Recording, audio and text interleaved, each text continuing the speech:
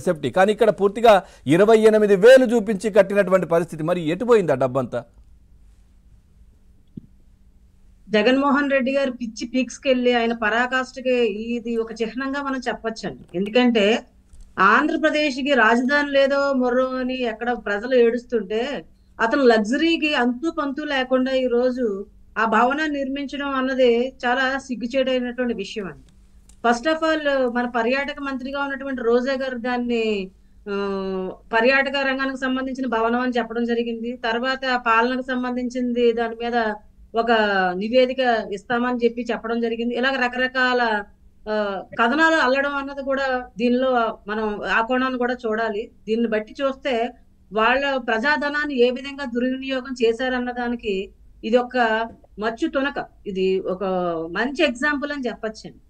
ఎందుకంటే ఈ రోజు ప్రజాధనాన్ని ఆ వాళ్ళు చేసినటువంటి వేస్ట్ లో వీళ్ళు ఇది చేసింది మాత్రం చాలా ఎవరు కూడా హర్షించదగినటువంటి విషయం కాదండి. సాక్షాత్ ప్రధానమంత్రి గారే ఎంత సింప్లిసిటీగా లైఫ్ లీడ్ చేస్తున్నారు. ప్రజలు ఈ ఆంధ్రప్రదేశ్ లో ఈ రోజు ఏ విధంగానూ కూడా మనం అభివృద్ధి నోచుకోకుండా మన పరిస్థితి ఎలా ఉన్నదన్నది కూడా ఆలోచించకుండా ఆయన లగ్జరీ లైఫ్ కి ఎంత పెద్దపీట వేశారన్న దానికి కూడా మనం చూడొచ్చు. అక్కడ చూస్తే చెప్పినట్టు అనేక రకాలైన వ్యయం అక్కడ మనం ఈ రోజు ఒక పేదవాడికి మనకి ఇల్లు ఇస్తున్నామంటే ఒక సెంటు భూమిలో వాడికి మనం ఇల్లు ఇస్తున్నాం. 1,80,000 ఖరీదు కూడా మనం కేంద్ర ప్రభుత్వం ఇస్తుంటే ఈ రోజు అక్కడ ట్యాపులు చూస్తే కూడా లక్షల్లో ఉన్నాయంటే ఎంత హాస్యాస్పదంగా ఉన్నదన్నది కూడా మనం ఒకసారి ఆలోచించాలి. అంటే ఆయనకి ప్రజా దక్షత ఏ విధంగా తెలుసు, క్షేత్రస్థాయిలో ప్రజలు పడుతున్నటువంటి ఆవేదన కూడా ఆయన తెలియకపోవడం అన్నది నిజంగా ఆంధ్రప్రదేశ్ ఎంత వెనకబడిపోయింది అన్న దానికి మనం చూడవలసిన పరిస్థితి అండి.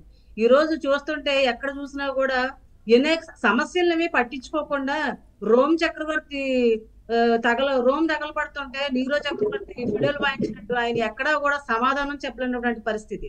ఆయన ఈరోజు అసెంబ్లీలో ఆయన మంత్రులైనటువంటి బొత్స గారు దీని మీద వివరణ ఇవ్వాల్సిందని కోరుతుంటే రకరకాల కథనాలు చెప్పడం కూడా నిజంగా మనం అందరం కూడా యావత్ ఆంధ్రప్రదేశ్ కూడా ఈ రోజు దిగ్భ్రాంతికి గురవుతున్నటువంటి పరిస్థితి.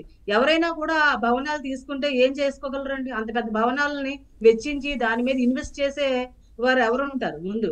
దానిని ఎప్పుడో ప్రధానమంత్రి గారు లేకపోతే ముఖ్యమైనటువంటి పర్యాటకులు వస్తారనో ఆ భవనాలు నిర్మించడం అంటే ఎంత అపహాస్యం చేసినటువంటి పరిస్థితి. ప్రజాస్వామ్యాన్ని ఈ రోజు ఎంత అపహాస్యం చేశాడు అనడానికి ఇది ఒక మచ్చు తునకలని మనం ఎంతైనా చెప్పాల్సిన పరిస్థితి అండి.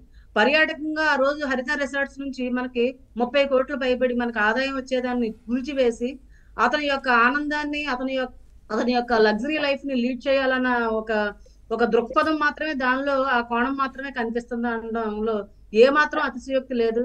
ఇటువంటి విధానాలని పెట్టిన ప్రభుత్వాలు ఈ రోజు బేషరతుగా ఈ రోజు ధనాన్ని ఎవరు ప్రజల మీదే కదండి మనం ఈ భారాన్ని అంతా ఇవ్వాలి. ఇప్పుడు మనకి అనేక కోట్లలో మనకి దాని నుంచి కరెంటు బిల్లులు రావడం, అట్లాగే అక్కడికి ఉన్నటువంటి సిబ్బందికి ఈ రోజు గత 4 సంవత్సరాలు కూడా అనేక మంది సిబ్బంది అక్కడ పనిచేశారు. అక్కడికి వాళ్ళకి ఇచ్చినటువంటి వాళ్ళు ఎవరికి పనిచేశారు?